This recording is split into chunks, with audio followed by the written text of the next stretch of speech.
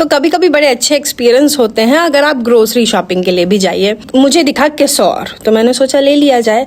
यहाँ पे grocery shopping से भी मुझे काफ़ी सारे एक्सपीरियंसेस मिले। मैं बता रही थी केसौर, केसौर को बोलते हैं, उसके ऊपर लिखा हुआ था जिकामा। मेरे माइंड में ही नहीं आया उस वक्त कि केसौर को क्या बोलते हैं। फिर मैंने गूगल किया। अब मैं आपको वीडियो भी दिखाऊंगी, JICAMA। अब उसका अगर आप ब्रिटिश प्रोनाउंसिएशन देखेंगे तो वो है जिकामा, और अगर आप उसका अमेरिकन प्रोनाउंसिएशन देखेंगे तो वो है हिकमा।